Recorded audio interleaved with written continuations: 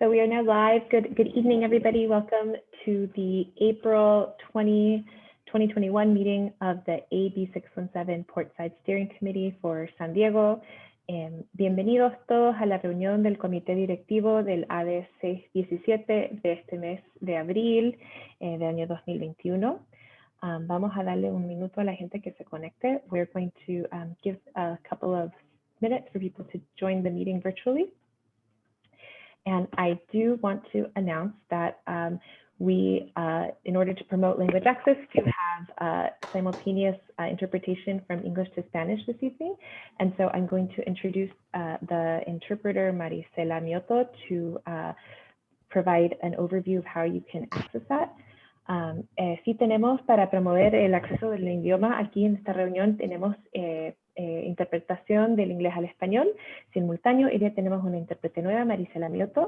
Entonces le quiero dar el micrófono a Marisela para que dé las instrucciones de cómo acceder a la interpretación si lo necesita. Muy bien, buenas tardes a todos. Es un placer interpretar para ustedes esta tarde. Si están utilizando su computadora portátil o computadora de escritorio, favor de localizar en un momentito. Daniela me va a asignar como intérprete y van a ver el icono con figura de globo en la parte inferior de la pantalla. Cuando este aparezca, van ustedes a pulsar interpretación del lenguaje. En inglés dice Language Interpretation y seleccionan el idioma español. Si están sintonizándonos desde su teléfono, iPad o dispositivo similar, busquen el menú con los tres puntitos en la esquina superior del lado derecho de su pantalla. A veces es en el lado izquierdo, dependiendo del dispositivo.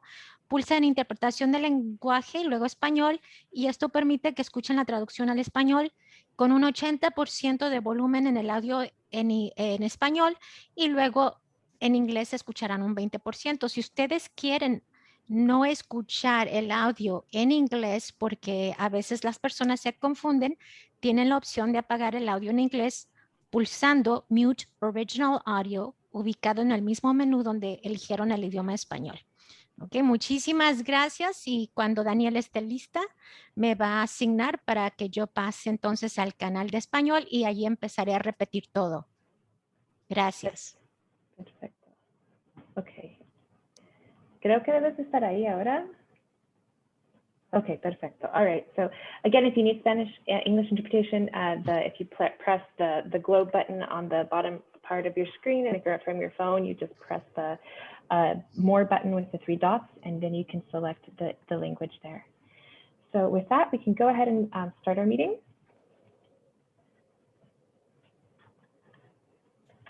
And so we just want to welcome everybody to the meeting. So I think we can go ahead, Tree.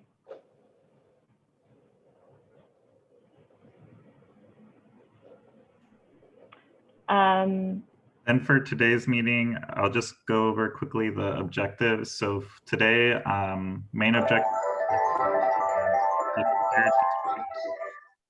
I can ask everybody to unmute, and I see Alicia, ¿tienes una pregunta? Alicia, do you have a question? Okay. Oh, ¿sí me escuchaste, Daniela? Perdón. No te puedo escuchar. Es que le estoy poniendo los tres puntitos y no me da opción. Más me dice, oh, ya me encontré interpretación de idiomas. Perfecto. Okay, perfecto. Okay, that's correcto. Okay, sorry. Perfect. Okay. No problem. So for today's meeting, main objectives are for the Air District. We'll be giving an update on the community emissions reduction plan. And timeline and public review draft. We'll also be learning from the port about the Maritime Clean Air Strategy discussion draft. And then Kathy from the Air District will be giving an update on AB 617 incentive funding projects. So quick run through the agenda. After some updates, we'll be asking for a vote on last month's meeting notes and today's agenda. After that, Domingo from the Air District will give a presentation on the SERP goals, and as well as an overview of the revised phase 2 strategies. After that, the Port of San Diego will be presenting on the Maritime Clean Air Strategy discussion draft. And then afterwards, the Air District will give an update on AB 617 incentive funding. Following that, CARB will be asking for additional community feedback on the air toxics risks modeling. And after that, we'll open it up for general public comment and closing the meeting. Just a quick reminder on meeting agreements. So we ask everyone to help create a space for everyone to contribute, encourage people to step up and step back if they're, to let everyone participate as they feel comfortable. We ask folks to for only one person to speak at a time, and we'll do our best to facilitate that. We ask folks to listen to each other and respect each other's opinions. We will do our best to be conscious of time. We did a great job keeping it at 8 p.m. last month, so we'll do our best to do that this month as well. And lastly, please speak slowly and clearly for the interpretation to be successful. Great, and so with that, I get the fun duty of going ahead and doing roll call. So if you can bring up the roll call screen, if you can be ready to unmute yourself. I believe Ashley, the City of San Diego is unable to be here tonight. So I think Ashley and her alternate Christy are both not here. Jack Munger. I'm here. Great. Maisie? Massey, I'm here. Massey, I keep on getting it It's wrong. okay. Hi. Thanks, Massey. I'm so sorry. It's not okay. Okay. Sarah Joby? Here. Okay. Is Dennis here? I don't believe it. Sandy, Commissioner Sandy Naranjo? Here. Hi, Sandy. Your alternate Larry Hoffreiter is here. Yep. Elisa Arias? I'm here. Joy Williams? I'm here. Great. Is Jorge Gonzalez here as well? Not here, that's okay. Martin Reeder from National City? Are you with us tonight, Martin? I'm here. Great. Oh goodness, I lost. Okay, great. Dr. Stephanie Yu? Is Dr. Yu here with us? Okay, Dr. Sabrina Perino? Okay, none of our docs are with us today. All right, and Roman Partida Lopez also let us know ahead of the meeting that he's unable to join us today. Jose Marquez Chavez? Here. Great. Hi, Jose. Is Diane also here from Million? I'm here. Great.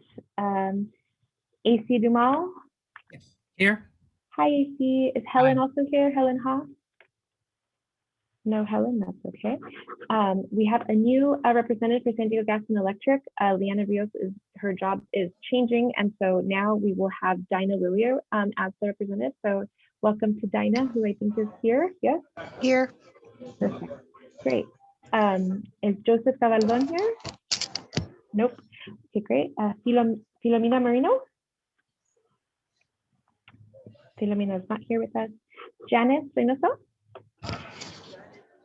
Are you here, Janice? No? Okay. Ted Gottschalk? I'm here. Great. Hillary Medina? Oh, Janice, sorry. Okay, you are there and you were in panelist mode. Okay, got you. And I got you on my list. Sorry about that. And Hillary Medina? Are you with us, Hillary? No, Hillary. Great. Alicia Sanchez? Presente. Presente. Perfecto. Gracias. Margarita Moreno? Presente. Hi, Margarita. Irma Ortiz? No, Irma. Vanessa Contreras? No, Vanessa. Salvador Razo Abrica? Here. Hi, Salvador. Hi. Montserrat Hernandez? She'll be arriving later today. Okay, she will be later, but here. Silvia Calzada. Present. Ashley Valentin Gonzalez. I'm here. Perfect. Josephine Talamantes. Okay, no Josephine tonight so far. And Maritza Garcia. Here. Hi, Maritza. Great. And I will monitor the chat if other people join late. So thanks for that. And great. And so next slide, we can just talk quickly about some brief updates. My only update for those folks who received the stipend is that to say sorry, we had a change in our chief financial officer at our organization, and so the new person had to get onto the bank account. So anyways, we I think are outstanding the February, March and March checks, and so our goal is to get those squared away, the February checks out to you in the mail by Friday. And then I will provide an email update at the end of the week with the dates when you can expect the other stipend checks. So it is coming. I'm sorry that it is late. So that's my update. And then Chewy, do you want to give your update about the steering committee members? Yeah, we just wanted to give a quick update that 2 community representatives are no longer on the steering committee due to other commitments. So Monica will be putting some information in the chat, and we encourage everyone to reach out to community members to sign up and apply to be a part of the steering committee. And I don't know if Domingo or Monica wanted to add anything else. Hi, thank you, Chewy. Nothing from my end, really just a reminder that the SERP, the draft SERP went out for public comment starting yesterday. So I really encourage folks to review it. I'll be talking a little bit more about it during my presentation, but just wanted to take that opportunity to remind everybody and to also please help us get the word out through your different communication channels. Thank you. And I'll be adding my email address in the chat if anyone's interested in becoming a member of the steering committee. You can go ahead and email me directly and I can give you more information. Thank you. Awesome. Thank you. Great. So with that, can we get a motion to approve the minutes from the March 16th meeting? Unless anyone has any edits.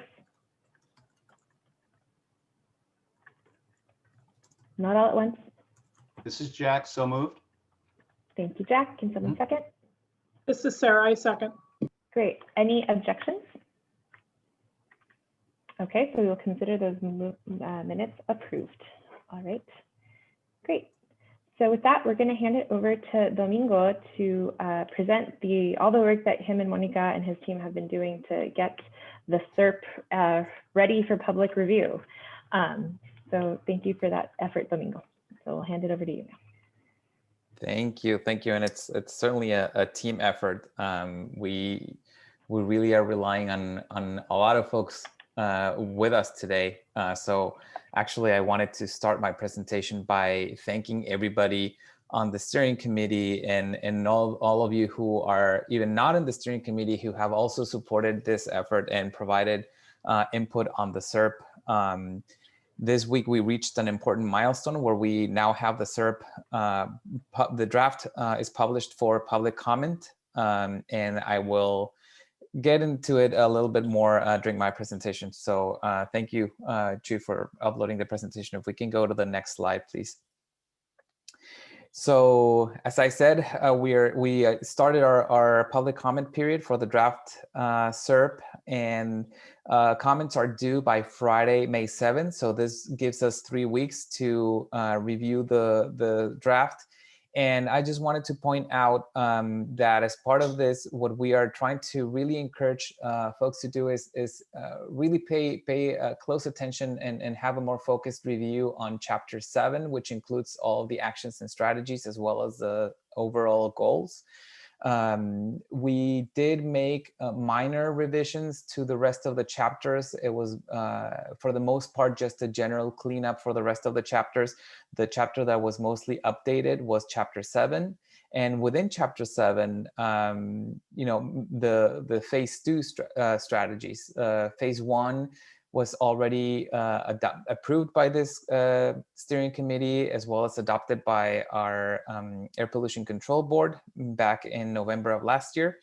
So we will be conducting a couple of workshops as part of this review period, one next Tuesday in the evening and another one on Wednesday around lunchtime for folks to join us if you want to get a deeper dive on different sections of the SERP.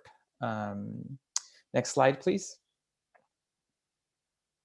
So I just wanted to go very quickly over some of the areas where we had revisions to some of the actions. And it was mainly heavy duty trucks, land use, and working waterfront activities. These three categories are the ones that were more heavily revised. As I mentioned, the other categories are mostly part of phase 1 strategies that were already finalized and adopted. So the only revisions that we made to those categories were very minor cleanup, mainly just clarifications. So nothing that changed any of those actions substantially. Next slide, please. So I thought that today, instead of going through each of the different actions, I would just share kind of the main themes for some of these revisions. And again, I really encourage everyone to take a look at the draft at your own time and give us your comments and thoughts so that we can address them and make any necessary adjustments to the SERP moving forward. The main themes were, first of all, clarifying roles for agencies, depending on whose responsibility it was for implementing the different actions. That was one of the main updates that we made. Another one was updating commitments from agencies in terms of, in some instances, we have in the SERP actions that relate to existing planning efforts on either land use planning or transportation planning, and all of those efforts already have their own process for adopting projects and adopting policies. So in that sense, at the staff level, it's really hard to make a commitment to adopt a particular project when it still needs to go to an elected official or to the board for approval. So in those instances, we made adjustments in the SERP to reflect support for some of those projects, but again, the commitment from the agencies will have to be accomplished as part of the process that agency already has in place. So in that sense, the advocacy efforts from this committee will become very important to make sure that those projects that we want to see implemented in the community receive the support that they need when it's time to take them to elected officials or to decision makers to adopt them. Another Domingo, I'm going to ask you to pause 1 second there. Alicia is having problems hearing the interpretation. Okay. Alicia, ¿me puede escuchar? Si quieres, sálgase de mute. Margarita, quiero confirmar que usted sí está escuchando a la intérprete. Yo sí pude escuchar en el canal de español. Sí, ya la estaba escuchando, pero ahorita que empezó Domingo a hablar, ya no la escuché. Y volví al chat para mirar la interpretación y lo puse en español, pero no sé si silenciar el audio original o no. Lo hago de las dos maneras y no la escucho al intérprete. Pero estoy leyendo el slide en español. O sea, Ok, pues si no, trate de conectarse. No, yo sí puedo escuchar. Margarita, quiero confirmar, ¿me puede confirmar que usted sí también puede escuchar? Yo sí puedo escuchar bien. Sí. oh, entonces, Ok, Alicia, trate de iniciar una vez más el canal. Ok, está bien. Ok, Gracias. perfecto. Ok. Sorry, everybody. Thank you. We just want to make sure that she's able to access it. The interpreting is working, but we just wanted to make sure that she could get it to her. Disculpa, Domingo. No hay problema, Alicia. No hay ningún problema. No hay ningún problema. Y si sigue teniendo problemas, podemos comunicarnos después para darle un resumen de lo que estuvimos cubriendo el día de hoy, Alicia. No hay problema. Muchas gracias, Domingo. All right. Are we ready, Daniela? Yes. Sorry. Thank you. All right. Yeah, no problem. Okay. So So picking up where I left off, one of the other main revisions that we did is actually integrating new actions that were proposed by some of the implementing agencies. So one of the main ones, or actually the action that we added that is new is in relation to some activities in the port with I apologize, I'm drawing a blank. But again, new strategies that were not part of phase one of the SERP. However, we still welcome comments on either strategies that were not finalized last time or the new ones that were added. Another thing that I want to focus a little bit more on today is updating. We also included updates to the implementation timeframes. In many instances, there are actions that span beyond the 5-year implementation time of the SERP. So some of those actions were updated with to reflect more accurate timelines. And Joy, if we can go to the next slide, I'll talk a little bit more about this. So as everybody knows, the implementation period for the SERP is 5 years. So really, what does that mean in terms of all the different actions that will take beyond 5 years? And what does that mean for our involvement as a district in the SERP? I just want to, first of all, put everybody at ease in terms of, the APCD is a public agency. So in that sense, we are committed to serving the public, and we have a duty to serve everybody in the region. So we will continue to do so to the best of our ability. In terms of the SERP, we have that 5-year commitment to see those actions through. And for those that will take additional time after we conclude the implementation of the SERP, we want to make sure that we take this time, this 5-year period, to set the community up for success, so that the community can continue to get involved with all the different agencies around the table and with all those implementing agencies, to make sure that that you continue to receive the information that you need to make sure that you can also see all those projects through that are spanning beyond the 5-year implementation period of the SERP.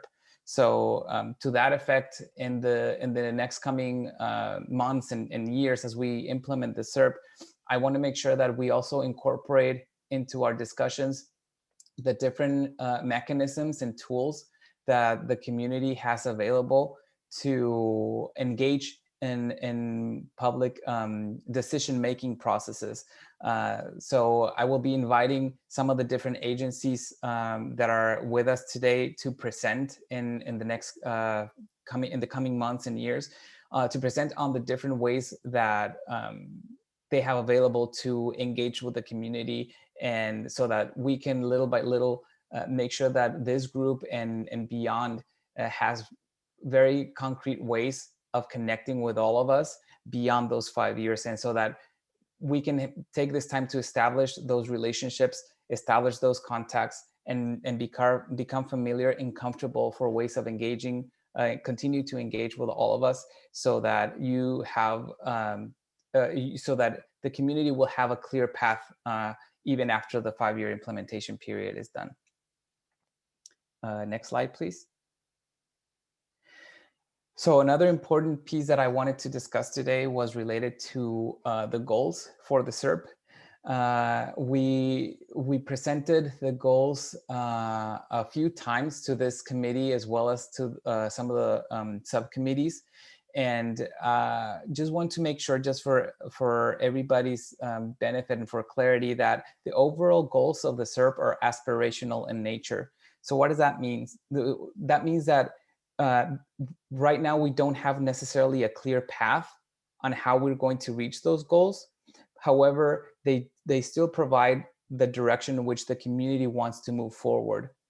Sometimes, it's a matter of we still don't have the technology available, or we don't have the resources available yet. However, it's important that we know that these goals are still providing a direction in which we want different things to go, right? Whether it is truck electrification, land use, planning efforts, etc.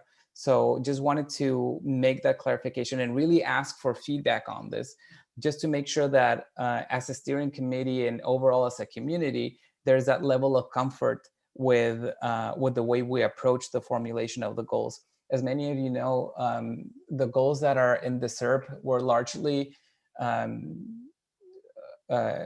discussed at length with not only the members of the steering committee, but also with each of the implementing agencies that have a role in meeting those goals.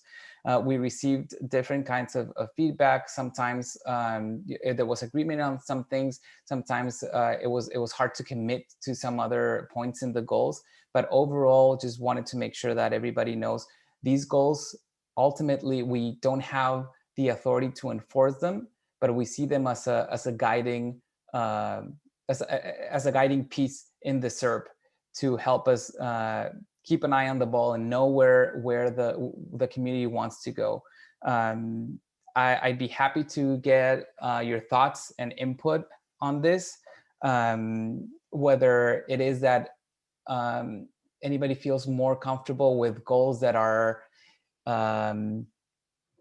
within reach currently, or if we still feel comfortable with having goals that, well, we don't have an established way or an identified path to meeting them, we still want them there for direction for the community.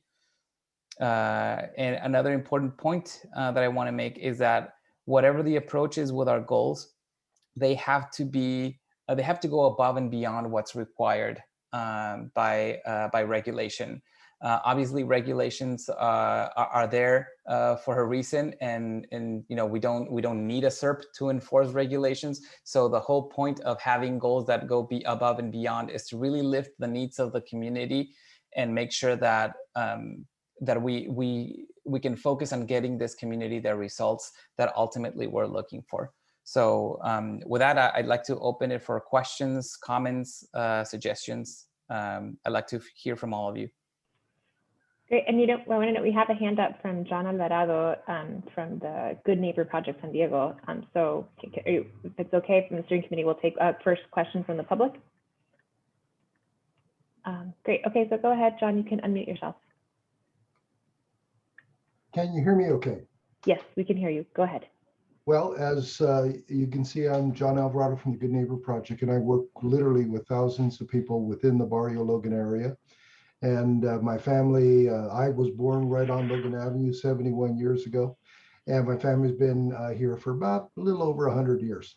That being said, we're a trusted resource for many families, and many of the questions that I've been asked is that, okay, you have this timeline, and for many people, they say, but we're sick now, or we have seniors that are dying now.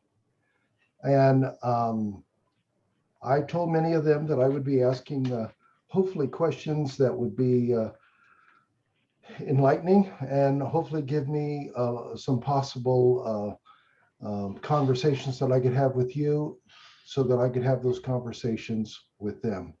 One of them is this: is it possible that in many of the different homes and whatnot that are being affected, is it possible to get, like, say, a tax deductible donation for installing whole house ventilation systems like they do in the schools to protect families and children and seniors, right? I said, well, I don't know if that's out of the scope or not, but obviously we have people that are being affected for many years already.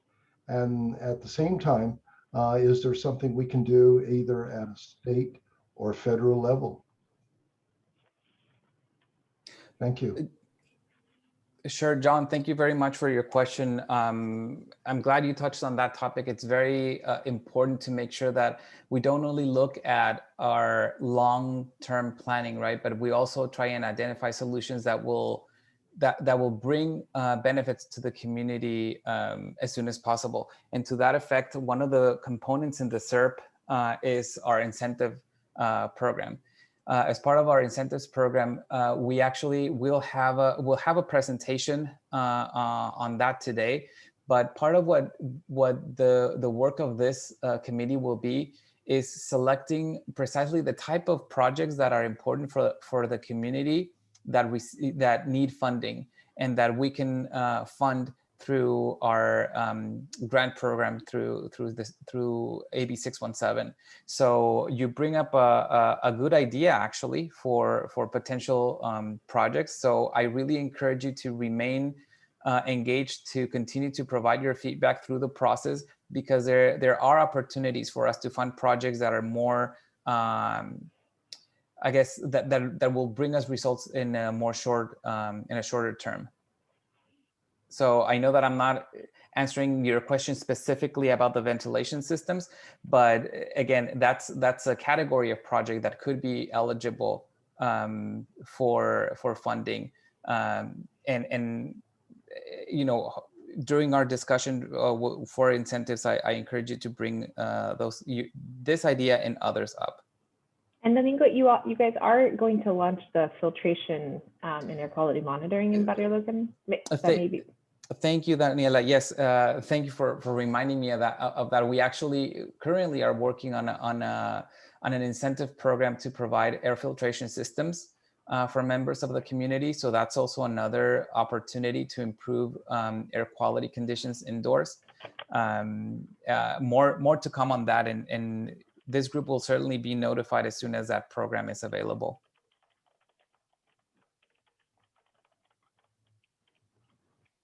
Great. Are there any other questions or comments from the panelists, from the steering committee, or from the attendees? Just a reminder to raise your hand. So I do see what Jack has his hand up, so I'll go to Jack and then we'll come back to you.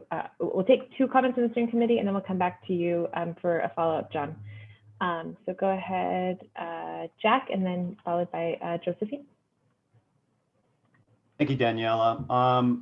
So thank you for raising this issue, Domingo. You and I have had a lot of conversations about this, so I appreciate the fact that it's going to get some discussion this evening. One of the components of what you were talking about, though, that I wanted to ask is for some clarification of what you mean when you talk about that the goals must go beyond what is required. Can you elaborate on kind of what that means to you? Sure, absolutely. And I can give you an example. One of the goals in the SERP call for meeting regulations 5 years in advance of state requirements, and I believe that one's talking specifically about electrification.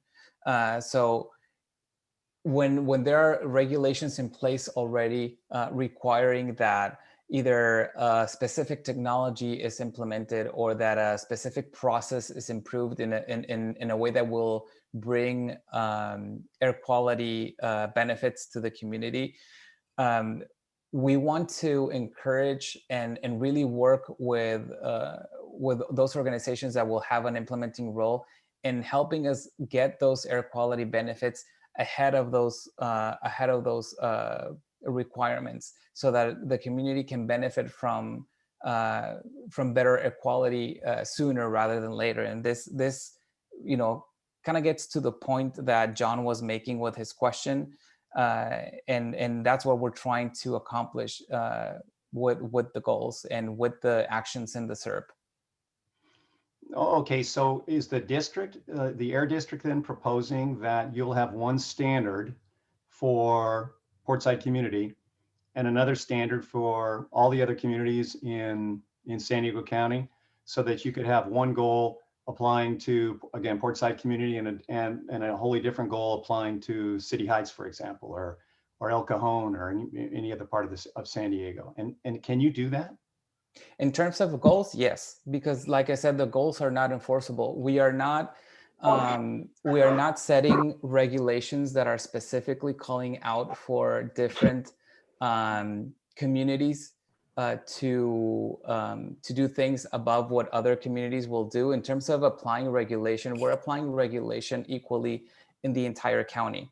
So that's what we are relying on the different agencies around the table today, and those that have an implementing role to make those commitments. As I mentioned, the goals are not enforceable. So when we call to a particular organization to make a commitment to get emission reductions ahead of regulation, we're making that ask, and we're asking for that commitment based on the needs of that specific community, and not based on an enforcement mechanism from the district. I don't know if that helps clarify your question, Jack. Well, I think I know that was really clear. I guess it seems like it's proposing, two different sets of standards that remain as the target standards for one community and a different set of standards for a different community. I mean, that's kind of what got us into this mess in the first place, is the willingness to accept different standards for different communities. And I would question whether it's really wise to adopt goals that wind up resulting in a different standard for one community in San Diego versus another community in San Diego. I question whether or not we really want to do that. And I think sorry, go ahead, Daniela.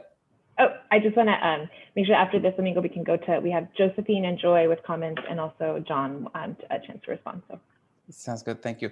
So just quickly, I think that, if we want to address equity issues, we really have to look at it like that. Not every community has the same need for emission reductions at a local level. Emission reductions are always welcomed region-wide. However, when you look at the particular needs and pollution in specific communities, there are certain communities that need those emission reductions more than others. And that's the case with communities under the AB 617 program. So that's why we're having these targeted efforts in those communities to, like I said, to lift the needs of the community and make sure that they are being addressed in an equitable way. Thank you for that. So go ahead, Josephine, and then Joy next. And a reminder, if you want to get into the queue to make a comment, please raise your hand. Go ahead, Josephine. Yes, my question is, you keep saying over and over again that we don't have authority to implement the goals.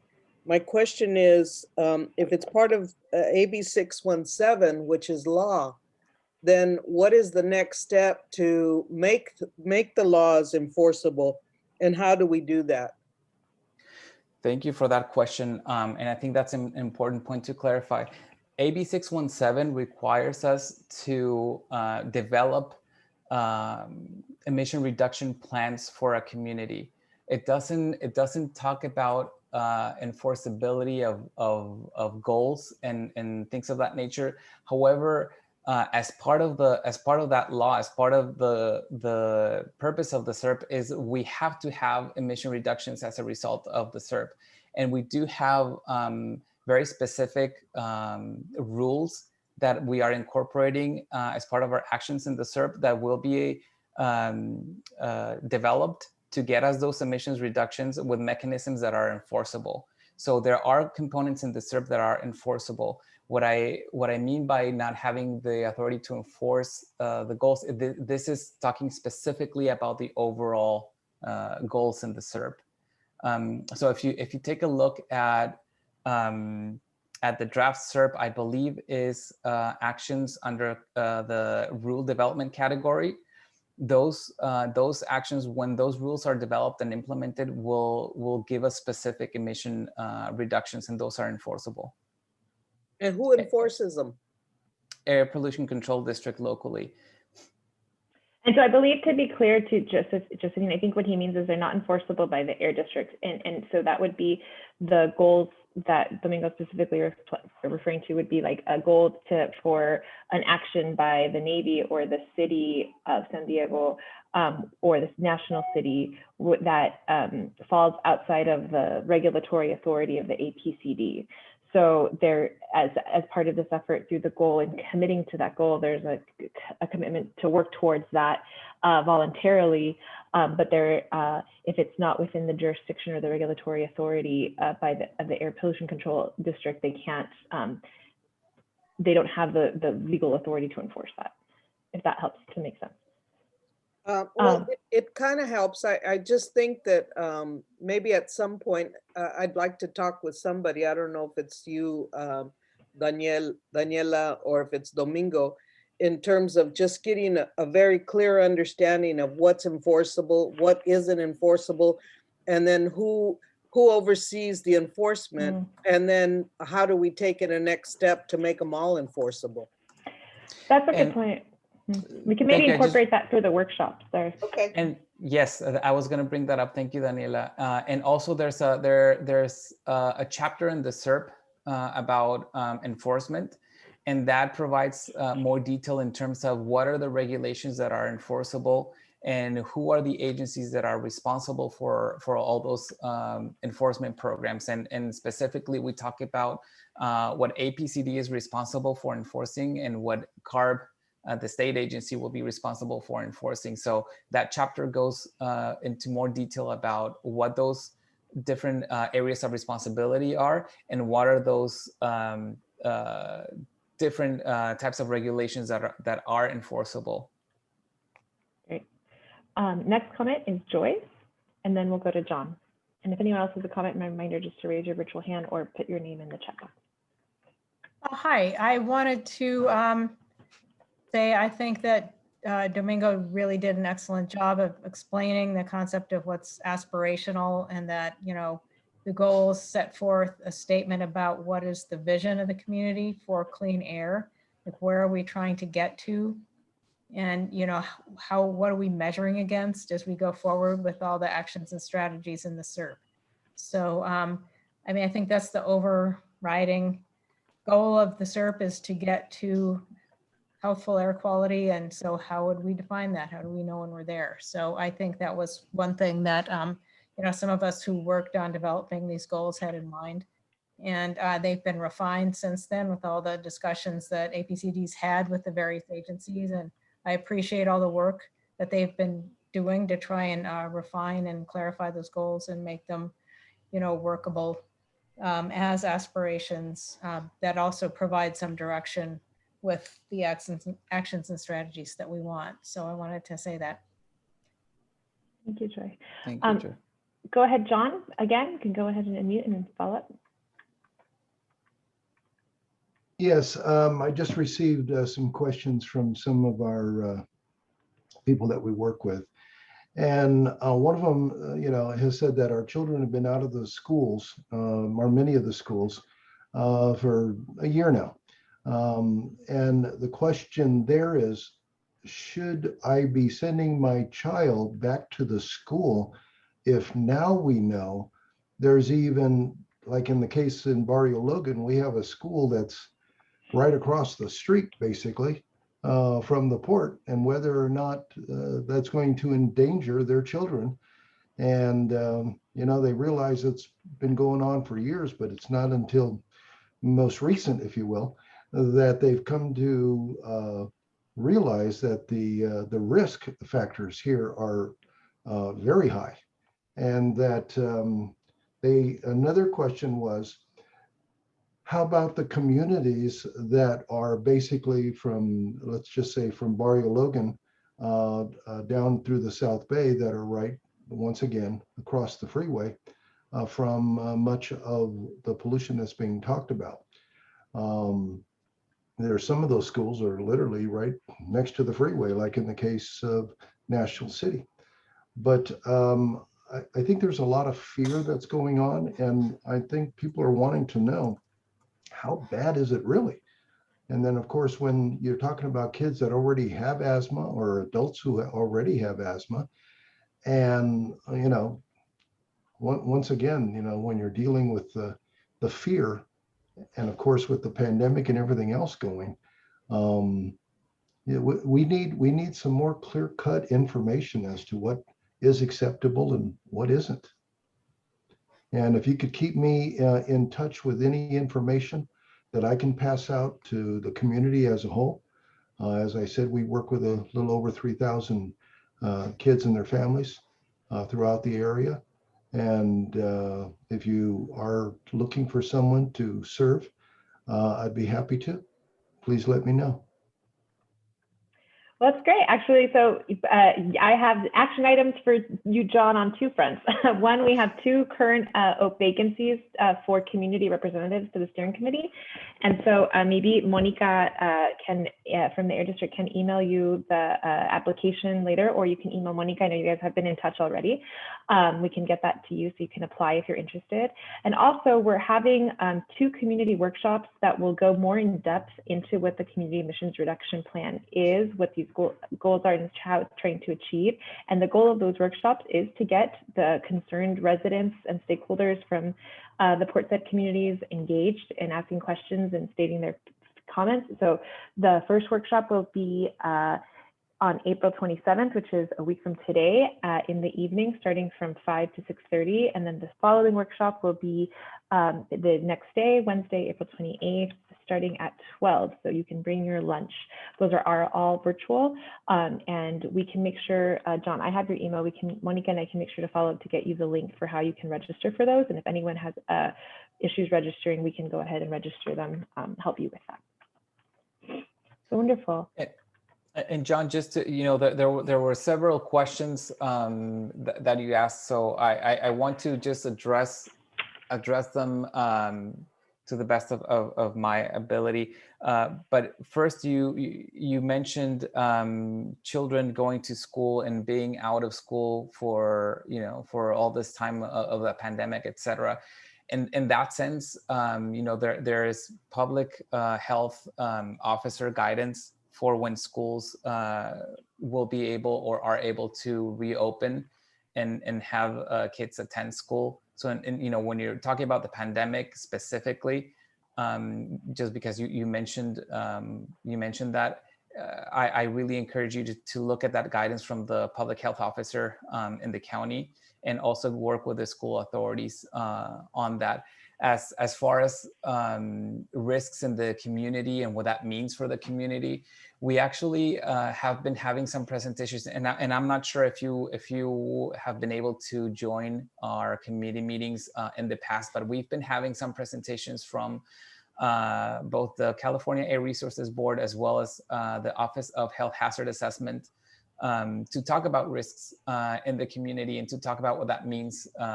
We also have had presentations in the past from physicians as far as what air quality impacts are, what they mean for people's health. And as we move forward in continuing to work on our SERP and implement our SERP, we will continue to bring that information back to this group so that we can clarify those types of questions. And I really encourage you to continue to stay engaged, and we will certainly take you up on your invitation to engage with you and the group that you represent and the members of the community that you represent, because something that we need to do is make sure that the information that we have reaches as many people as possible. So more information will be shared with you and with your group.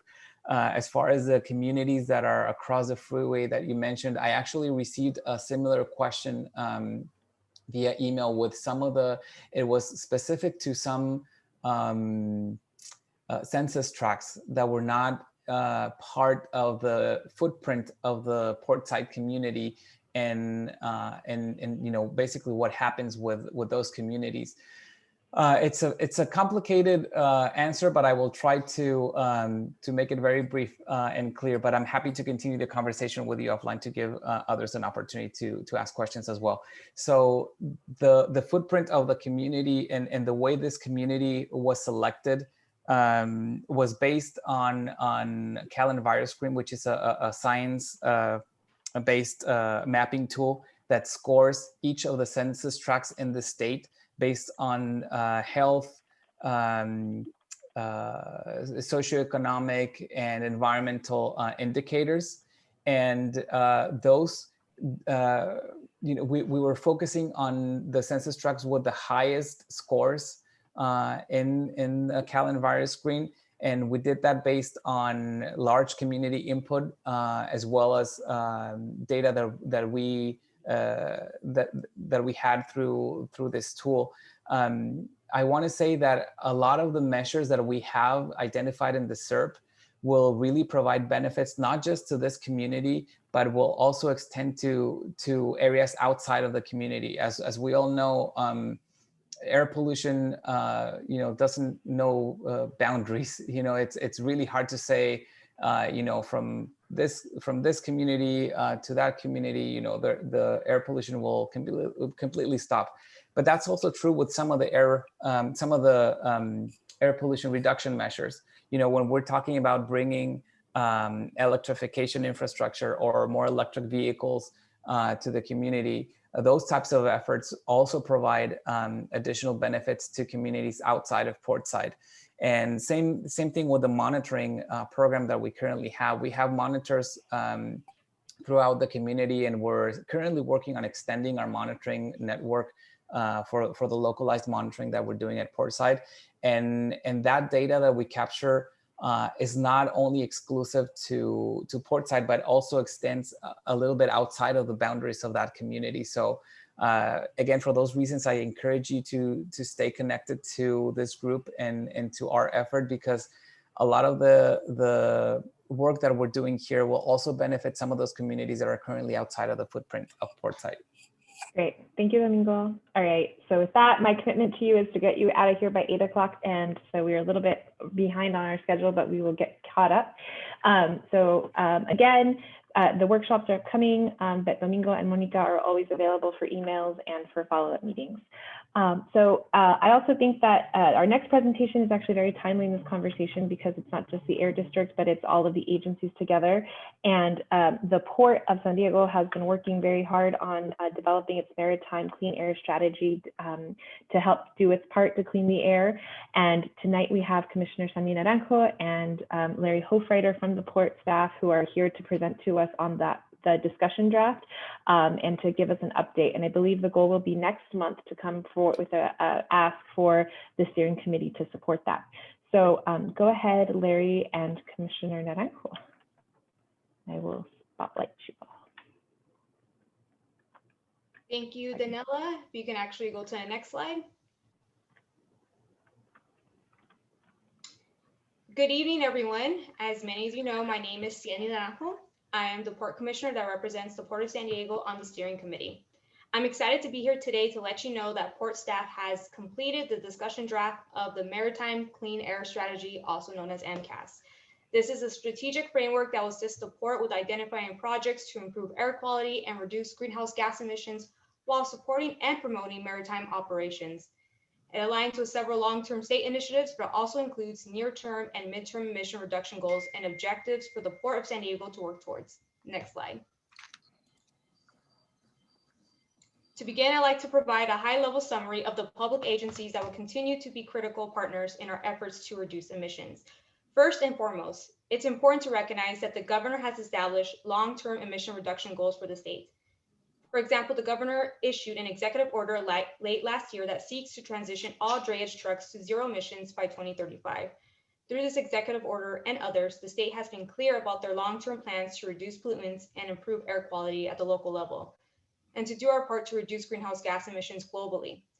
Second, there is the California Air Resources Board, or CARB, which is a state agency that is primarily responsible for developing and enforcing mobile source regulations statewide, including cars, trucks, and vessels.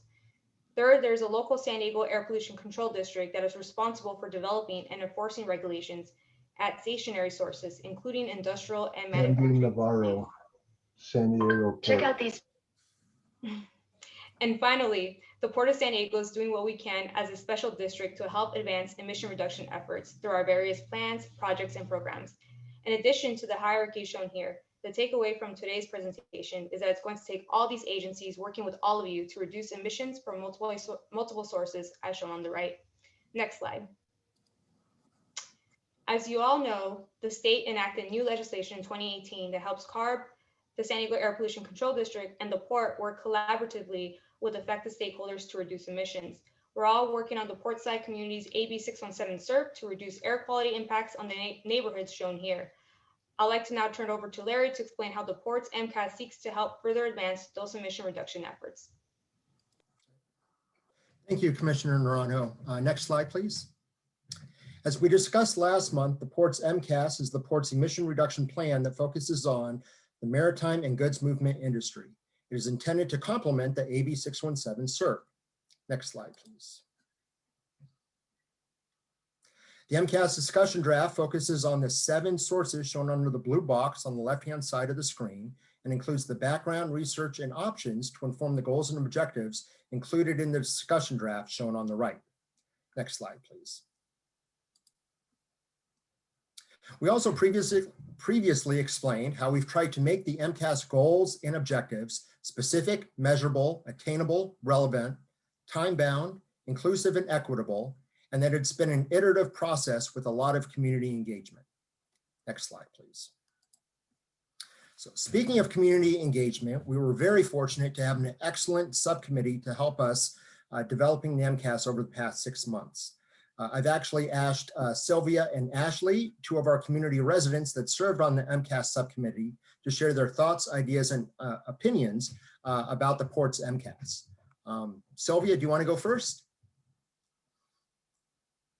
Sure. Thank you, Larry. First of all, I want to thank Port Commissioner Naranjo and Port Program Manager Larry for this opportunity to share my thoughts on my participation with MCAS. As you can see here on the slide, we began this subcommittee in October of last year while the pandemic, started. But other than that, we have great attendance since the beginning till March of this year. And the average attendance was approximately 20 to 24 attendees altogether. Great commitment from very, very important stakeholders and public altogether, from retired, from community members, from our agencies. So I'm very happy that the participation is great here. What I do want to share is, as a resident of National City, a neighborhood for the Port of San Diego, I understood that impact the Port's decision-making with MCAS will have on my family's present and future. For this reason, I became a member of the subcommittee since its creation. My participation was not only an educational opportunity, but also an empowering one. I'd like to share some feedback really quick. I know we're short in time, but I do wanted to share what did work. There's more, but one specific one was the collaborative and inclusive process. The effective professional leadership of the committee chair, which Mr. Larry was actually promoting participation from all levels of identity. And that helped a lot. For me, delivering my voice on the issues of discussion created trust and confidence in the process. And of course, like any other conversations, there were a few challenges on overcoming competing priorities and institutional differences, but that's the best thing about this. So that says that it's helpful. One particular one that I felt that we needed to do more, and I love improvements on this, is the lack of prioritizing transparent communication in its vision statement. We were short in time, there's a lot going on, but I think that was a very important thing that we need to look into throughout this moving forward. I see the MCAS must have a bold vision statement that includes a commitment to all goals being measurable by specific numbers, timelines, and aims for emission reductions and health improvements in the portside communities. In addition, this vision must be supported by a plan, of course, of funding and meeting all legal requirements so we could reach this.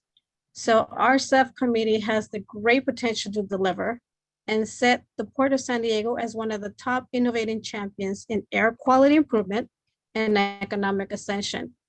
But in order to accomplish this, we must deliver at least a vision statement that inspires us to define the possibilities for the future and to set commitment for our leadership to be transformative in reaching emission reductions and improving public health. So thank you for the invitation. Larry? Thank you very much. Ashley, are you still with us? I know you might have had a conflict tonight.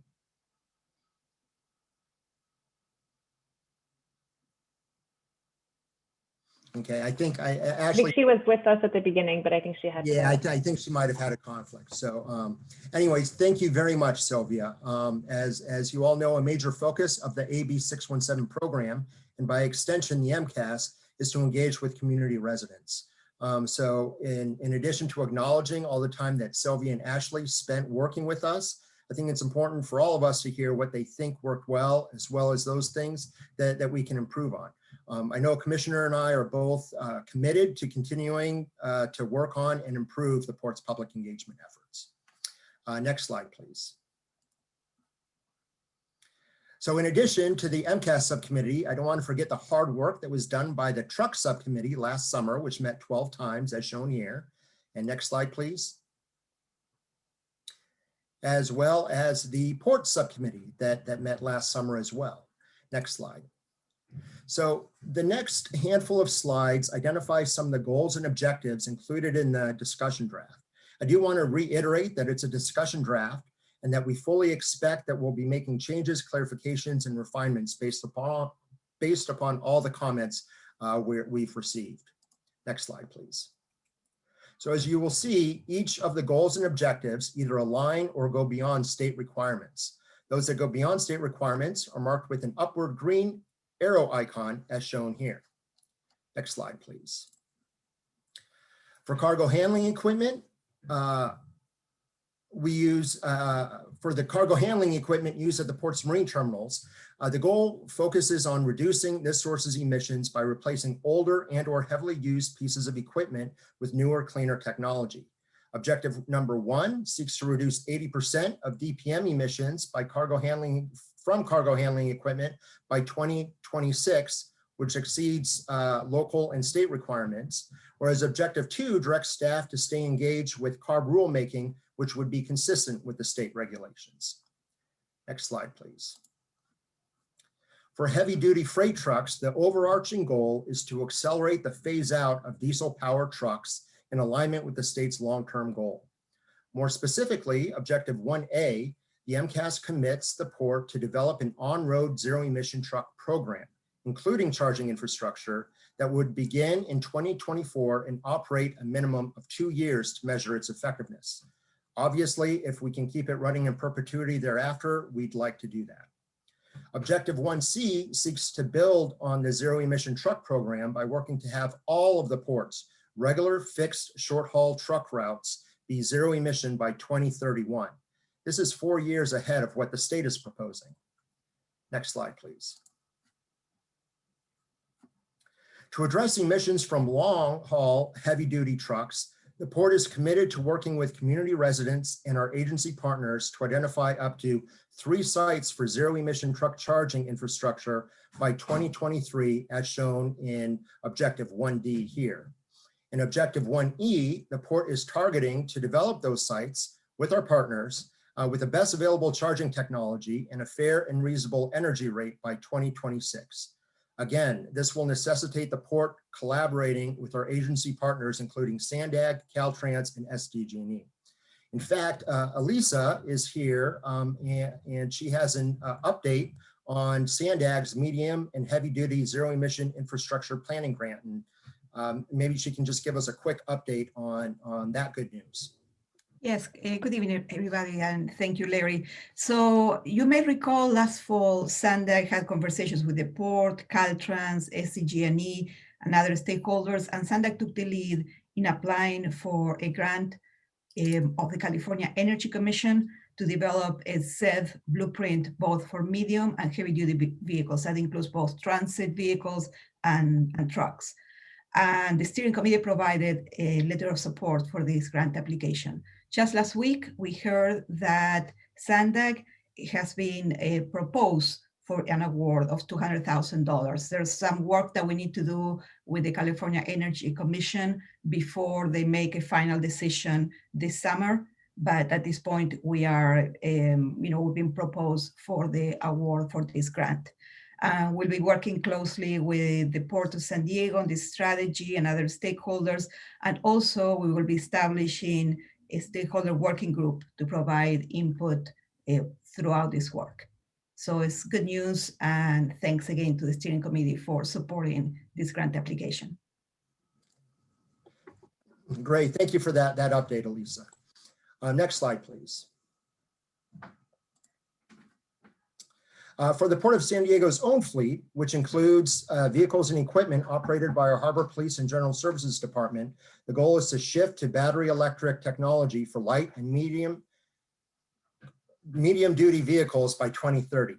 And then to transition emergency vehicles to alternative fuels such as hybrid, electric, and/or low carbon fuels based on the feasibility and to serve public safety needs.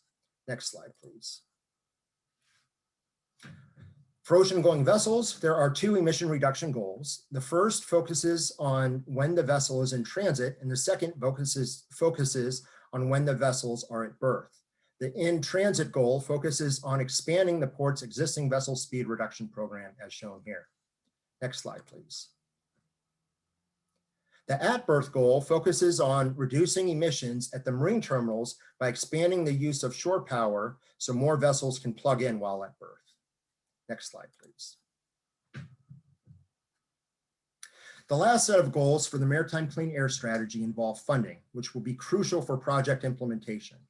The first goal is to establish a process that allows stakeholders, including nearby community residents, to provide input into the selection, deployment, and ongoing monitoring of emission reduction projects.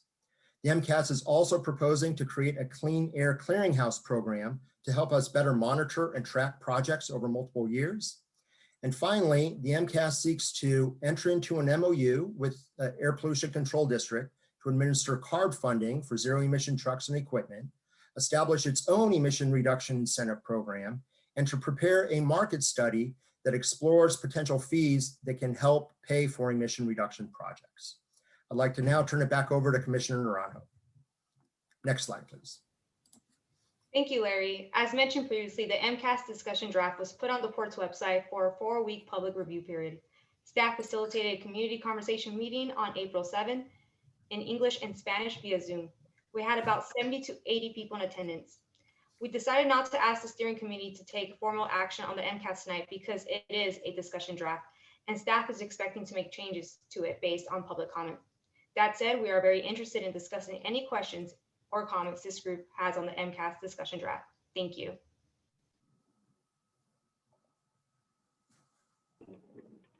Wonderful. So thank you for that great presentation. And it's so inspiring.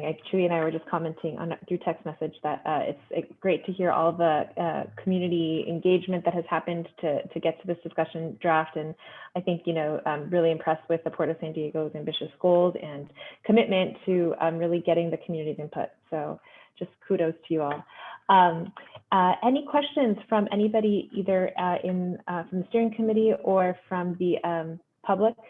And if so, raise your hand, or you can just write your name in the chat. I'd like to give feedback after hearing back from the community based on my notes or my submitted draft. Great. Okay, thank you. And that was Celia, yeah? Janice. Oh, Janice, sorry. Okay.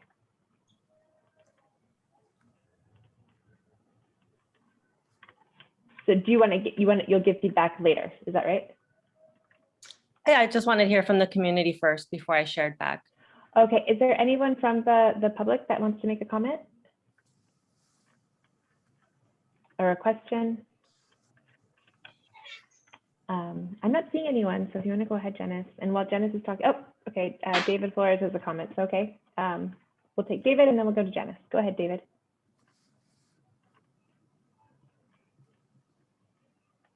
You're on mute. You should be able to unmute yourself.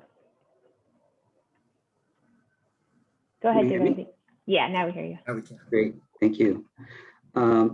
Thank you, everybody. Good evening. David Flores. I'm the policy advisor for Supervisor Nora Vargas for Land Use and Environmental Justice, and I wanted to share some of the discussion that we've been having at the district office with Supervisor Vargas.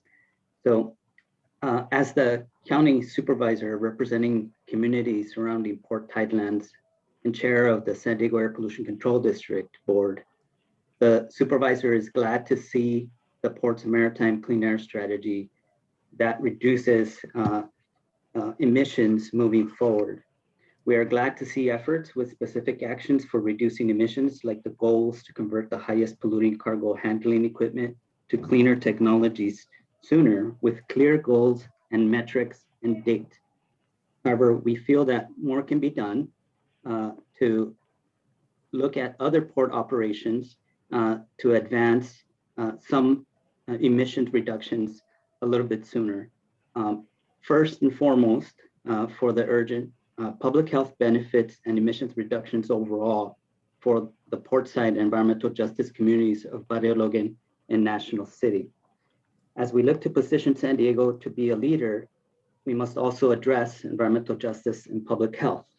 The Mcas should introduce an overall goal for emissions reductions in order to project improvements in public health for respiratory and cardiovascular indicators that presents where the Mcas will take the Port of San Diego and how the port is advancing environmental justice for portside communities.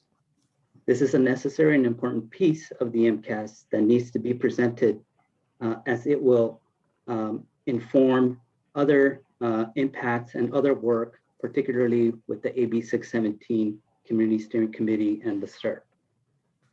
We're excited that the port is advancing this strategy and plan, and we'll be looking towards being collaboratively working for adding additional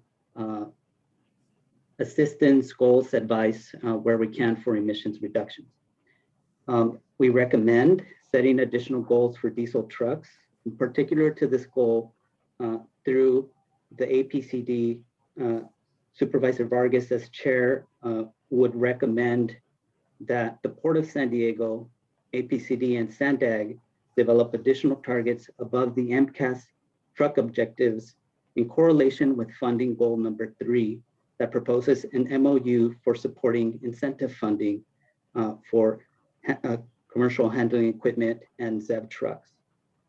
We requested APCD staff to work with this group and with the port to develop these additional goals. Thank you for the opportunity to provide input, and thank you to the port for all the work on advancing clean air strategies for portside. Great, thank you. And following with the supervisors, I see we have Emily Weir here from Supervisor Nathan Fletcher's office, and go ahead. It is Fletcher, yes? I'm winging that one. Yes, that's correct. Hi, can you hear me? Yes. Oh, wonderful. My name is Emily Weir, policy for County Supervisor Nathan Fletcher, who serves with Supervisor Vargas on the Air Pollution Control District Board, and also serves on the California Air Resources Board. I just wanted to echo a lot of David's comments. We're excited to see this moving forward, and just kind of wanted to connect this to some work that we're doing up at the state on the Advanced Clean Fleets Rule later this year to require our fleets in California to increasingly purchase zero emission vehicles year after year. We just know that these statewide regulations are going to be really important building ground to ensure that, at our ports and at all of our facilities throughout San Diego County, we're making that transition to zero emission trucks. And so, we're just happy to be a partner in this effort. And just wanted to just recognize all the hard work that the port is doing on this effort, and thank the AB 617 community for your engagement on this as well. Thank you. Thank you, Emily. Thank you, Emily. Great. Any other comments from any members of the public? Not seeing any. Come back to the steering committee. We can start with Janice, and if anyone else has a comment after Janice, go ahead. Thank you, and thank you for taking the time to have the conversation with me as well, Larry. I want to really ground this in grassroots efforts, as has been our custom in the community. And in doing so, when we're talking about climate justice and social justice, we make it a point, and it's our honor to recognize that we are on Kumeyaay land and waters. We talked about the importance of acknowledging the Kumeyaay community and possibly doing so on the published materials. And so we will be open to introducing leaders in the Kumeyaay community and also in environmental justice efforts to be present in these conversations, or at minimum to give some historical account and have some kind of language on the material. We think that Larry is doing a great job with reaching out to the community for that investment, whether it's Larry or an extension, to grow the capacity of a culturally responsive community stakeholder engagement specialist to be able to support and promote ongoing EJ initiatives, environmental justice initiatives, and campaigns that are going on in the community to be able to then promote those clean air strategies that might not be directly linked to AB 617, but they're doing the work. And so to continue to build out those smaller environmental justice efforts that will indeed benefit the community. Also, another concern or something that can possibly is definitely thinking outside the area or thinking outside the box is to fund outdoor programs local to the port area, outdoor excursion programs that offer youth in the communities opportunities to venture out into less polluted areas, such as natural parks like camping and beach visits, field trips and excursions. The youth in our community are not able to swim in their own bay. So to just be a little forward thinking, to offer them opportunities for a vision or an experience of what their community can be like one day, or at least to offset some of the damages that, it's irreparable at this specific time. We talked about the expansion of green spaces and that there is not enough acreage or spaces for big parks, but either purchasing or developing existing lots in the port area. And this does go back to the SERP of creating more green spaces, community gardens, and carbon sequestration areas where trees can be planted, and funding the management and operation, whether it's by grants or other monies that come in with the procurement of local grassroots facilitators and residents, again, for the community and by the community. In terms of taking historical account and promoting environmental stewardship and ancestral relationship to land and water, helping us all get back to ways that can very much indeed take us strides forward in protecting the earth and the water, is hosting events such as powwows with stakeholders such as the indigenous community, the Kumeyaay community, and the reservations, the different families that can then participate in working with the community to bring us the benefits of understanding the land and waters that we're on. So that's definitely tying in and thinking a little bit more forward than what is needed, but how we can all learn to care for the environment and be stewards of this land that we're on.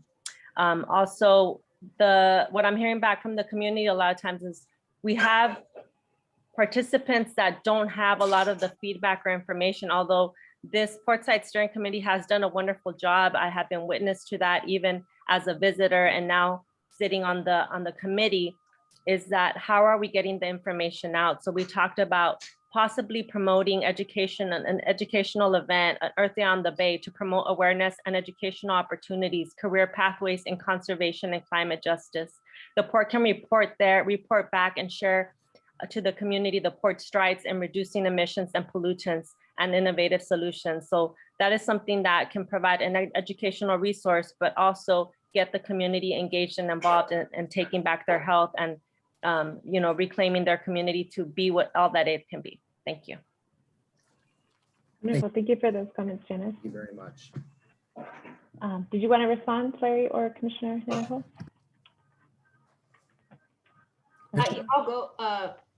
I'll go. Yeah. So first of all, I want to thank David Flores. I want to thank Emily Weir, and I want to thank Janice. Thank you so much for your comments. Larry and I will make sure it's included, part of our collection of collecting all stakeholder comments. And I definitely encourage anyone who is on this meeting. I encourage you to see it. Unfortunately, our deadline is today, but doesn't mean you can't be part of the process. We have our board meeting coming up on Tuesday, May 11th. So if you're not able to submit your comment today, I still encourage you to be part of the process. You could go to our Port of San Diego website, you can find our board meetings, and you can track our agendas. And even if you can't make that board meeting that day, you can leave a voicemail, and the voice message will be played at our board meeting. So I encourage you all to participate, and I'm going to pass it to Larry. Yeah, I just want to reiterate, I really thank everyone's participation and involvement, everyone who spoke tonight, as well as everyone who's been working with us this past year. It's been challenging times for all of us in a number of different fronts, but everyone has really come together, and I think we haven't been able to get this far.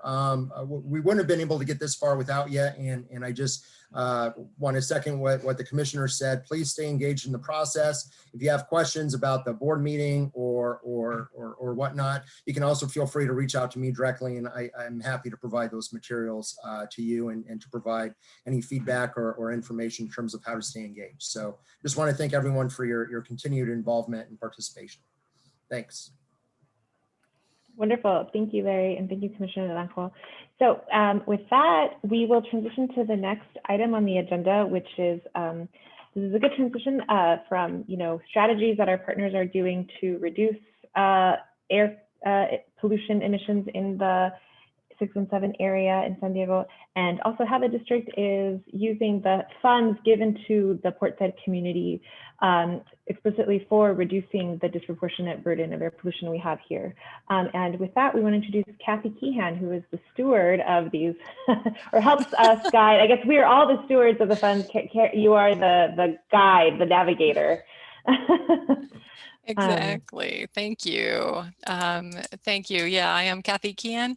I work for the Air District and help manage our planning and incentives team. And tonight we're going to talk about incentives, particularly around AB 617. So go to the next slide, please.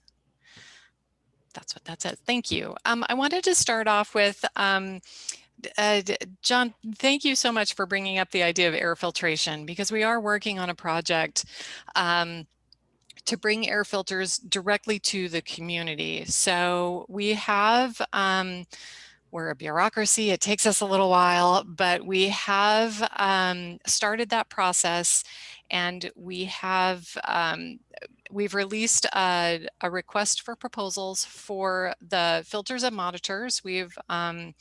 We're about ready to release the final decisions on which filters and monitors are going to be part of the program. And imminently, we're going to release a request for qualifications for an administrator, a local community group to administer this program, because we know that there's nothing better than having community voices and people who live in that community to really help us figure out the best way to administer that program. I'm going to put a link in the chat for that. It's a request for qualifications through the county. And that should be any day now. So if you have an organization or organizations you think might be interested in helping us administer that program, I really encourage you to participate in that. And I'll stop there just for a second, see if there's any questions real quick about that before we move on to the other grant programs.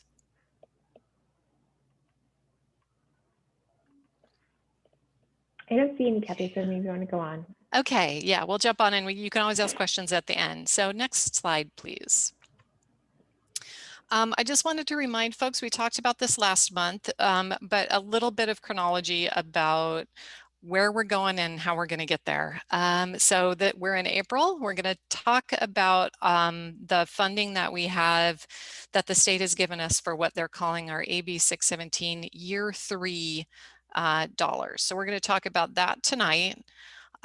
In May, we're going to start those discussions about how we're going to change those programs and expand those programs to allow us to do more projects that are identified by the community. And so it'll be real. I just wanted to put a marker there that we really want all of you to participate in that conversation next month, because what that leads to is we will have, we're going to try and get those things pulled together. So by the time that the the emission reduction plan is adopted by the Air Resources Board, we'll be ready to hit the ground and do some of those projects that the community really wants to do. So I just wanted to remind folks about our schedule there. Next slide, please. For the money that we have for this year, we were awarded $15 million from the state to find emission reduction projects that benefit disadvantaged communities in the county. And a lot of that is portside. So what we do is we open an application period. We did that in the fall. We do outreach to businesses and communities. The focus of this money right now is to replace or repower machines that use diesel to either move to cleaner machines or to move all the way to electric, or to support projects that do that. So we had that call for projects at the end of 2020, and we received several applications. We were encouraged because, you know, with COVID, we were worried that no one would come to the table, but they did, and we're very happy that we received such good projects. What we looked at, we had about $8.8 million in requests for funds on that proposal. There were 3 requests for, well, there were more than these, but these are the eligible ones. We had 3 requests to repower diesel marine vessels. Many of you remember we've been talking about emission inventory and where the pollution is coming from. And we know that those marine vessels are a really significant contributor to diesel pollution in the portside community. So we were pleased to see that we had some of those vessels that we'd like to replace those engines and make them cleaner. We had also applications for 11 electric school buses that stop in disadvantaged communities. This would be converting those older combustion-based school buses to electric. And those are beneficial for 2 reasons. One is, yay, we're getting electric equipment out in the community, we hope. And those emission reductions are directly benefiting those school children who are riding those buses. So we think that those are exciting projects, and we hope that we'll be able to get those to the finish line. And then we have one infrastructure project to build a charger for an electric tugboat. That's a project that we received last year and approved funding for. And we think that it's important to support the ability to plug that boat in. So of that $8.8 million in requests, we had $6.4 million in eligible funding. So when we look at those projects, we say, here's the amount we can potentially give people. That, of course, is subject to change. We're still evaluating applications. It's a continuous process for us. So I just want to let people know these are not carved in stone, but we feel pretty good that we think that we can, that these are good projects that make sense for the community. So next slide, please. I just wanted to, hopefully all of you received this list of projects before the meeting. I know we sent it out very late, but hopefully you had a chance to look over it and you can see a lot of information. For those of you who want to see a lot of details about these projects, we put this together so you could see at the top we had listed the marine vessels and who the applicants were for those, where they're located, the emission reductions. Those are tons of emissions over the lifetime of those projects. What the cost effectiveness number is, that's the amount of money we would be paying to make those emission reductions and the potential maximum grant amounts for those projects. And I see, Sarah, you have your hand up. Did you have a question? Or... Yeah, I do, Kathy. Thank you. So I did see this chart, and thank you for sharing that. I did want to understand with the electric school buses, it's showing a 0 on PM reduction. There must be an explanation for that. The explanation is that for these school buses, they're already very clean. School buses have had to have diesel particulate filters on them for a while now to reduce that diesel particulate coming from those buses. So they're currently not creating a lot of diesel particulate. So the emission reductions from that are very small. So I There's think, some. yeah, so I think that's what kind of stood out for me, because boy, the cost effectiveness per ton is major. And I think this makes a really good discussion point, because I think last year when we were looking at the projects, we have obviously a preference for electric conversions, and that certainly makes sense. But I think the top lines here are showing as diesel to clean diesel conversions, and they have a much lower cost effectiveness. And so I'm wondering, like, you know, are we not seeing diesel to cleaner diesel, or do these, you just didn't get any projects like that? Because, you know, obviously we want to balance, you know, getting the most bang for the buck and getting the most emission reduction for the dollar, right? So that has to be part of the consideration. So. It does. Thanks for bringing that up, Sarah. That yes, when we look at diesel to diesel projects, it costs less to do those just because the technology is more mature. There's a lot more options and competition in those for that, and it's just it's less expensive technology. Diesel is just less expensive technology right now, so they do become more cost effective. I'm going to have a couple of charts here in the next few slides to talk a little bit about that balance between cost effectiveness and the emission reductions and how we see those. Thank you. So what we looked at was trying to get a sense of, are these good investments? And we looked at, of the overall emission reductions, we're looking at reducing nitrogen oxides, and we're looking at reducing particulate matter in these projects. So we took a look at how much of that is happening from the school bus projects and how much of that is happening from the marine vessel projects, from the boats. And so we looked at the school buses provide more NOx emission reductions, which is a good thing.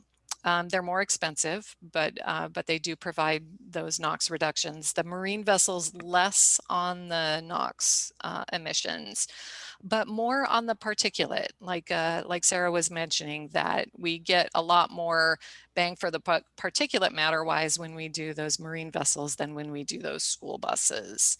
So I wanted you guys to see the difference in those categories, and how those different technologies kind of give us different results in those emission reductions. I think there's one more slide that talks a little bit about this. So I also wanted to break out the total spending. Again, as Sarah mentioned, it doesn't take as much money to do those marine vessels for those emission reductions than it does to do the school buses. And then the infrastructure is very expensive, but important to be able to support that transition to electric equipment. And so this is how the cost breakdown, how the proposed cost breakdown is amongst all of those projects. So with that, I think there's one more slide that just is kind of a discussion slide. Happy to try to answer people's questions about these projects. And Kathy, we had one more question in the chat from Dominique Navarro, just asking if the incentive cycles will be annual throughout the 5-year implementation period. Yes, we expect so. We don't know the amount of funding from year to year. That's determined by the state, but we anticipate that, yes, we would have funding over the next 5 years. Those folks from CARB, correct me if I'm wrong on that. I'm planning on having funding, hopefully, for the next few years. And Joy has a comment and hand up. Well, actually, this is Dave. Sorry. Go ahead. Sorry, this is Dave from CARB. I mean, definitely the hope is that we will continue to get funding every year for this program, but I think as Kathy mentioned, I mean, there just is no guarantee. We have been receiving funding, and we will continue to, hope for that funding, but it is ultimately up to the legislature and the governor to actually pass the budget that includes funding for the program. Thanks, David. Mm-hmm. You had, there was another question? I don't see any hands up yet, but if you have a question, go ahead and raise your hand. Oh, it looks like Joy had a question. There we go. Oh, go ahead, Joy. Hi, Kathy. Thanks for that information. That was really nice to see. Just one comment, which, you know, I know you've heard this from me before, but, you know, when we're looking at the reductions in diesel or PM 2.5, I mean, we have to consider also, you know, what's the proximity? So in a school bus, you know, there may be a greater health impact of that because, you know, it's children, they're right on the bus, they're right in front of the school. So that may be relatively greater, you know, compared to a marine vessel, which is, you know, out in the bay somewhere. So that's one comment. As a question, I'm just curious, and you may not know this yet, but would that charging infrastructure be usable by the ferries too, or, you know, other cargo handler or harbor craft as those transition in the future? You're right in that I do not know the answer to that question. Okay. So I'm sorry about that, but I know that certainly we want to make sure that that infrastructure is available for the electric tugboat that we're funding, and so we want to make sure. But part of these incentive projects is to try out that new kinds of equipment, new kinds of business processes. And I think we'll learn a lot and be able to tell more in the next few years how we can best utilize the infrastructure that's getting put in place at the port. So I think we'll learn a lot in the next couple of years by doing these projects. Okay, thank you. Sure. Any other questions or comments, either from the public or from the steering committee? If not, I will use my facilitator card. So you talked about $8 million in requests and 6 million of those which are eligible, but there's 15 million total. So there's more money than we have projects this year, which is good news and bad news. We always hope that we'll be able to allocate all of the money immediately from the state, but we know that these projects are difficult, and particularly in these COVID times, that businesses were really struggling this year, and the requirements of those programs make it difficult for some of them to take advantage of the programs. And in some cases, the grants are very small and aren't enough to really get people to take that leap. What we're hoping to do, thank you for that segue, Daniela, is what we're hoping to do with the remainder of that funding is to again, start talking about those community identified projects. It looks like we'll have $8 to $9 million that we'll be able to, if the steering committee and the community wants to do this, to allocate those on those community identified projects. Once the SERP is adopted, we'll be able to just jump in and say, you know, if the community says, hey, we want to really emphasize electric trucks and we want to release some of the requirements on that program, and it's worth it to the community to do that, that's an option. Maybe the community wants to do vegetative barriers. Maybe the community wants to do air filtration in schools. You know, there's a lot of options for that, and we're going to talk about those over the next few months, but we have some funding available to be able to jump right into those projects once we decide what they are. Okay, great. That's exciting news. So it is exciting. Approved. Wonderful. So any other questions or comments? And did you want to run through, give you a couple more slides at a time, a few more minutes? Kathy, or do you want to just hold off on the extra slides? I think if everybody is good with where we are, I think there's probably one more slide that talks about the next steps that after today's discussion, what we'd like to do is move forward with the projects that you've seen tonight. We'd like to get them under contract and get those emission reductions to happen as soon as we can. So that's going to be the next step for those year 3 projects. And then, like I talked about at the beginning of my presentation, I think the next slide is a recap of that calendar. So be prepared, put your thinking caps on, that we'll be talking about options at next month's meeting. Great. Okay. So is that all? That's all for me, unless there are other questions. Last call for questions for Kathy or ideas. And Montserrat says, good ideas, and Domingo's excited, and Montserrat's glad you joined us.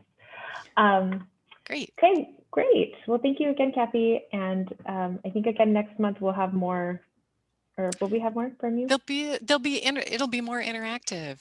Yes. It'll be fun. So yes. We're going to use some new tools for virtual engagement. Great. So with that, we have CARB staff here with us tonight that, you know, last month, for those of you who were here, CARB staff presented their air toxic modeling results for the portside communities.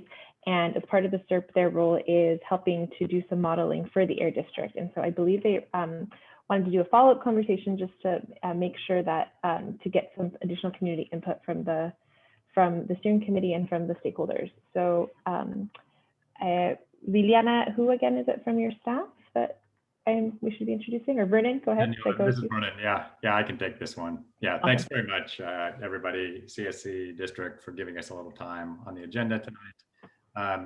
You may recall back in March, our modeling team did a presentation on, it was a preliminary look at the type of modeling that could be done. And then we followed up, and this is again to support action A3, which is, I'm going to read it off here just to remind you all. It's to develop a plan to quantify and prioritize the community health risks from air pollutants. And there were two parts to that, a phase 1 and phase 2. And what we were looking at, phase 1 is essentially putting together a brief work plan that would lay out the expectations, in other words, your goals and objectives, how you would use the modeling to answer particular questions that you have. And then the phase 2 of that action would then be to conduct the work. And so we're thinking, you know, probably a not a huge work plan, just a multi-page plan to make sure everybody's on the same page. But there was an email that was distributed out to the committee just asking for your feedback on, you know, the types of questions you would like to have answered with the modeling beyond those that were presented in the presentation. And just to remind you there, that Jeremy Avis, our branch chief of our modeling group, presented the following questions that could be answered. Assessing cumulative population exposure and toxic health risk. And as you know, we talked through, there's, you know, potentially some emissions inventory work, how the data, the inputs are characterized that you may want. Quantifying the relative contribution of different emission sources, identifying geographic areas with higher pollutant burden, helping to identify strategies for reducing exposure and health risks, or to maybe fill in the monitoring network where there may be monitors placed far away and you want to get a feel for what concentrations might be in between, or how inventory is impacting the areas in between where monitors may be. But again, what we're looking for here, and the reason I'm here, is to just remind you that that request for the questions that you might have on the modeling that you want answered with action A3. If we could get your feedback there, and then we would work with you to put together that work plan. And from here, maybe I'll just pause, take any questions you might have, or any clarification I can provide. Be happy to do that. Okay, thanks, Vernon. Mm-hmm. So I'm not sure if folks had a chance to look at the email ahead and to kind of think through some of the priorities. And just as you're thinking maybe on questions and the SERP subgroup, we have been talking, you know, the MCAS was just presented by the port. CARB will be getting the emissions inventory for the port. And there will probably be a few adjustments maybe to how the port inventory is characterized, so that the MCAS in this modeling are consistent on how port sources are characterized.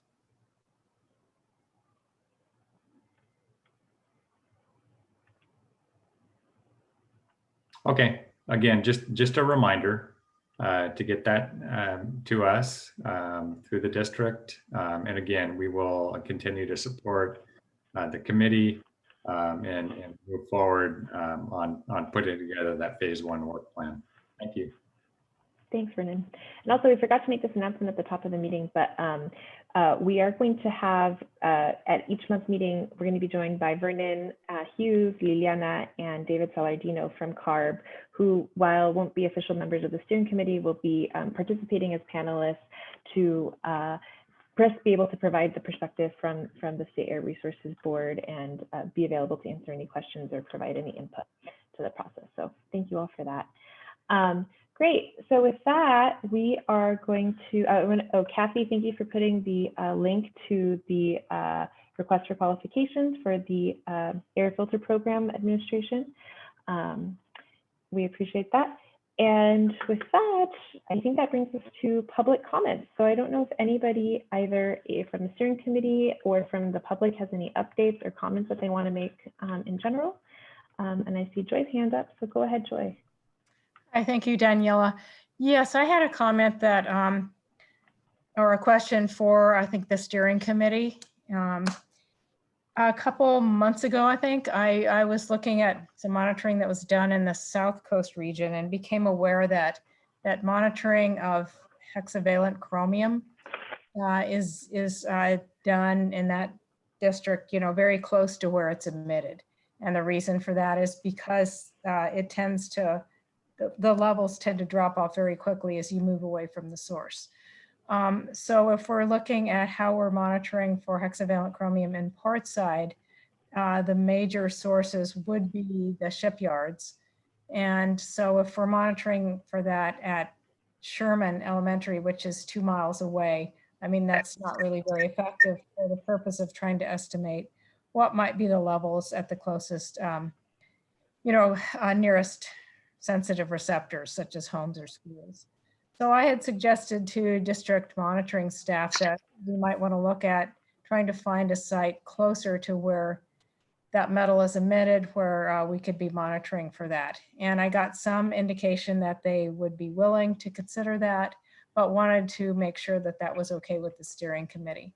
So I was bringing that here tonight, to raise that topic and make sure no one had any objections to the concept of doing the monitoring for hexavalent chromium closer to the sources where it's emitted.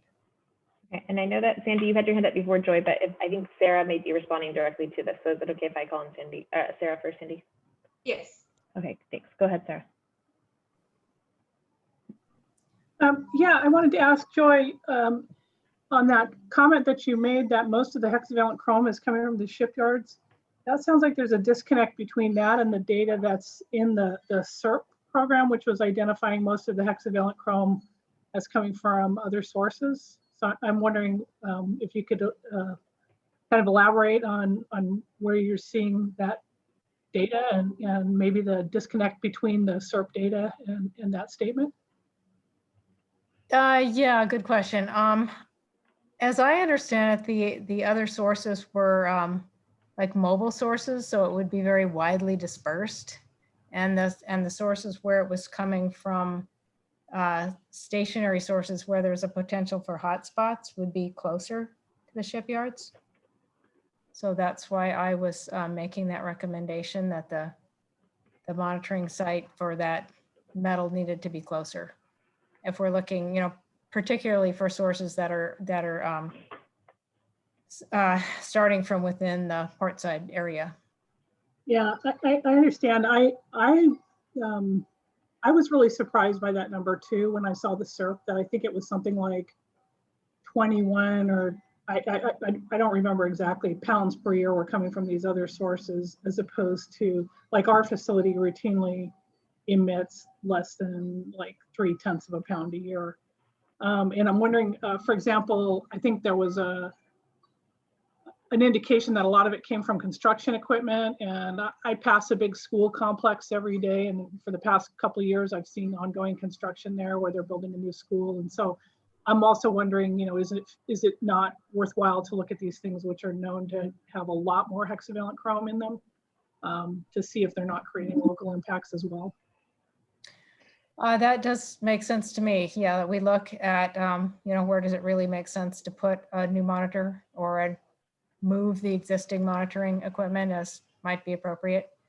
So Maybe- that sounds like something where, working with the district's monitoring staff, that could be a plan for moving forward.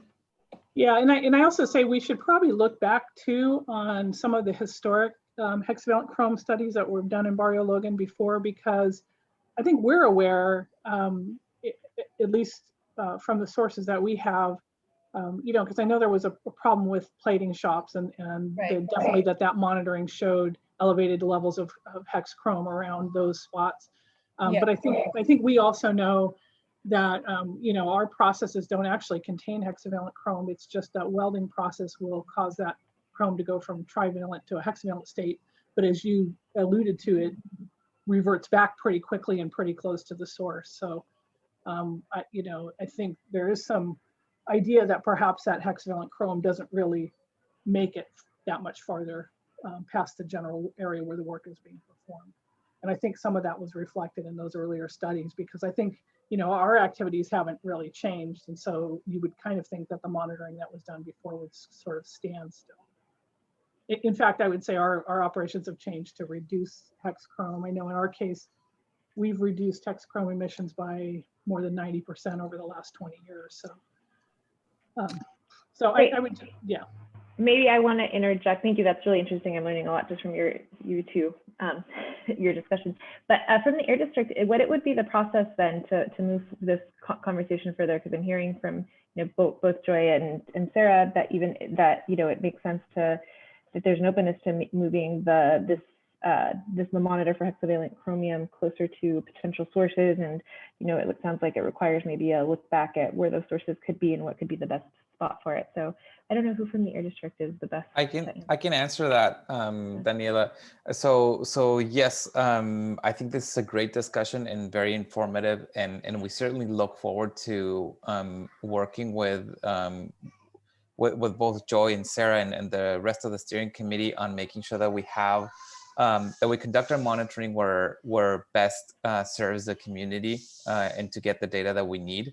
So we are at the district, we're certainly open to having that conversation. I think that what we can do is continue some of these conversations offline to develop a plan of action for what the proposed site would be and why, and then bring that information back to the steering committee to get more specific input on a specific proposal for where the monitoring should be conducted. Great. And so then maybe, do you want to just follow up offline with who the? Yes, I can follow up with them offline. Thank you. Okay. I'm sorry. And so we could provide an update at the May meeting then. Correct. Does that sound okay, Joy? Sounds good. Thank you, Domingo and Sarah. Yes, thank you. That was really interesting. Okay, go ahead, Commissioner Naranjo. I like calling you Commissioner. Thank you, Danella, and I'll just be real quick. I just want to do a public announcement that the Port of San Diego, we are hosting a workshop on the expansion of Pepper Park. If you live in National City, work in National City, care about National City, we invite you to attend. It's going to be on Thursday, May 6th, 6 p.m. It will be interpreted in Spanish and Tagalog. So I'm going to put the link for you to register for the workshop. It's going to be hosted on Zoom. I'm going to put it on the chat, but I encourage you to all attend. And if you have any follow-up questions, feel free to email me, and that's it. Wonderful. Okay, so go ahead and put that link in the chat. Any other comments or questions or concerns? I am also going to, I see Monica Melgoza's hand. So go ahead, Monica.